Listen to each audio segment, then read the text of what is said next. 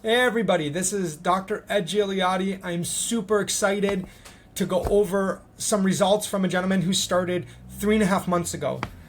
When he began, he was struggling with low back pain, with a possible sciatic issue, arthritis, and then also he reported suffering from frequent headaches. So these headaches would happen a few times a week, and when they would occur, they would often transition into migraines. And then he reported feeling extremely fatigued whenever they would occur. So they were drastically affecting his life. Okay. Over the last 3.5 months, we've been using neurological testing to find out when to adjust them. And then we had the 3D imaging to determine how to adjust. Okay. So it's really, really cool. So I'm going to review what we found. We just took follow-up imaging about a week ago, and it was just so amazing, especially in this short period of time. So the left here, these are the original films. The right is the films that we just took a week ago after being under specific and scientific upper cervical care for the last 3.5 months. So just so you can get an idea here, this is the back of the gentleman's skull. This is his atlas vertebra. So that's the back of his skull would be here. That's the bottom of it. This here is his atlas vertebra, which would be right here. That's where his skull sits on. That's his neck. There's his jaw. So cool. So with this technology, we're able to get 3D imaging. So if we had a 3D printer, we could literally print out someone's spine with precision. It's amazing. And it gives us the data needed to determine if a vertebra is injured and has malpositioned in that person's spine. The reason why that is so important is because of everything that's inside. The brainstem comes down to about the C2 vertebra, C1 to C2 vertebra, and C just stands for cervical. So cervical 1, cervical 2. So the lowest part of the brain comes to here. So you have the whole brain up here, funneling through this area here, and then it turns into the spinal cord. Now remember, what's that brainstem and spinal cord control? Everything. Everything. From heart function to digestion to cellular regeneration to immune function. The list goes on and on. Virtually every function within us is dependent on how this system is functioning within our spine. That's why it's so important. A lot of times the central nervous system is the most overlooked organ, and it's literally the most important. All the other organ systems have a direct reliance on that central nervous system. So if it's injured, virtually everything is affected in some capacity or another from a functional standpoint.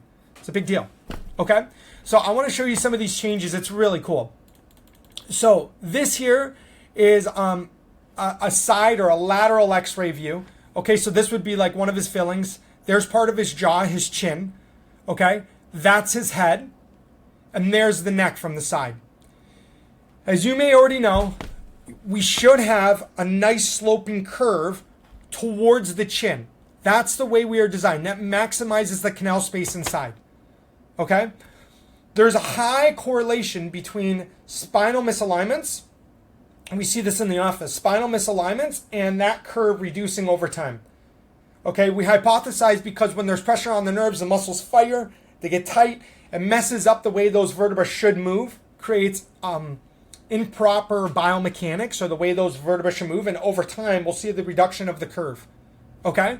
Look at this, gentlemen. So the curve should be like this, and you could see on, especially on the lower neck, on how it was reversing. Okay? So big deal. Remember why that's important, because that would affect blood flow, cerebral spinal fluid flow, so all the fluid going to and from the brain in that canal. And then also it would affect proper functioning of the neurological tissue. So you're talking about all these millions and billions of nerve signals going to and from the brain. If there's traction on that tissue, how would that affect that system? Check this out. After very gently and specifically adjusting this gentleman, look at the change. It's so cool. So this is after. Okay, and remember, it's only been 3.5 months. This is a very big change in the body in 3.5 months. Look at that sloping curve now. And as you can see, it's not just for all the chiropractors watching out there, it's not that the chin was raised or lowered, right? It's like we kept the positioning the exact same. And look at this. Look at how the curve now has restored itself to virtually a textbook normal. It's so cool. So think about how much less traction there would be on that very important tissue in that canal, how much better the fluid flow would be, cerebral spinal fluid flow, blood flow. It's a big deal. That's the after. This is the before. So cool. And it doesn't stop there, the changes that we found already. This here is a top-down view. Okay? So this is like a bird's eye view that we take looking down from the skull. Okay? So this would be the opening of his skull, where the brainstem is going to come right through here. For anybody who loves science and anatomy, you would know that you may know that the vertebral arteries come right through the back here, okay, and supply the posterior portion of the brain with blood. So a lot of blood flow comes through this area, okay.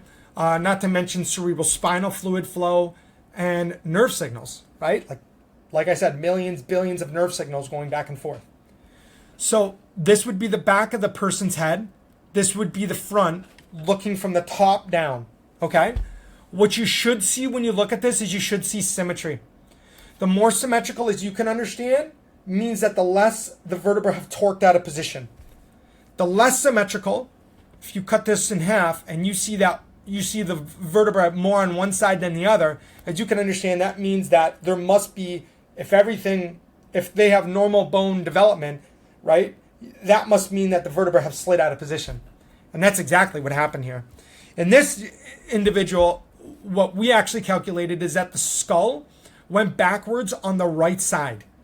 So the skull, or what we call the occiput, has gone right and posterior, right and back. Okay, and that's why you can see so much of the vertebra here. And here you can see that it's a lot more tucked underneath because it's gone backwards and to the right. Okay? And you can also see on how much more space there is here, right? Open space here compared to here, on how much more encroached it is. That is a big deal when you're talking about function and health. Look at this now. They're very gently adjusting. That's now.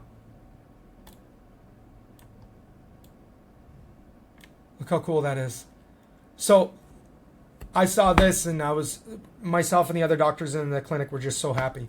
So if you look at this, look how much more symmetrical it is now. So first off, look at how the second vertebra, that's this one here, look on how it's not kicked over to the left now. It's much more centered in this canal, okay? And then also you could see this rim so much more balanced compared to before. You could see it on the right, but it was tucked underneath on the left. So very gentle and specific adjusting is creating profound results in this gentleman's structure in his body.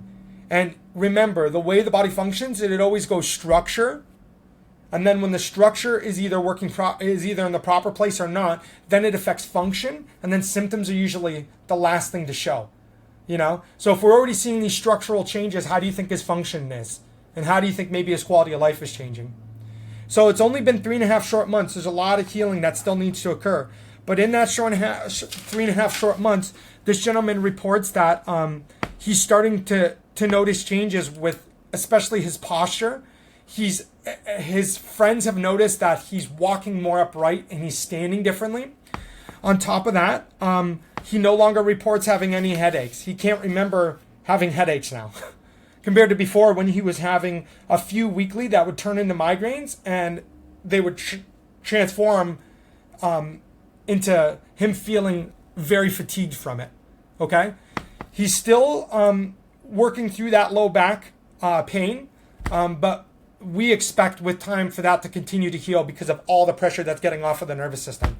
But really, really cool. This is why people need to get checked by an upper cervical chiropractor, and people need to put their spinal health first. You think about what's inside there. If we prioritize our health and we prioritize the functioning of our central nervous system, it'll change the trajectory of our future. This is so exciting. Like I said, this is just the beginning for this gentleman. These vertebrae are getting in the proper position, which is opening up that canal. But that nervous system tissue needs time to heal, and it will.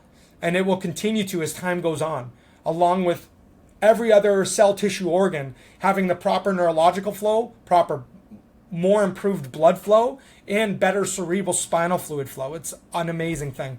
We love and appreciate you. If this resonates with you, share the message. There's too many people suffering out there. There's too many people that don't know they need to see an upper cervical chiropractor, and this could help transform their life, getting this information. We'll help find them a doc, okay? A lot of times people are struggling with headaches, migraines, vertigo, and it could be from an injury to their upper neck. And if that's the case, medications or a chemical fix might not be what they need. It might not be the lasting solution. Love and appreciate you. Thank you so much.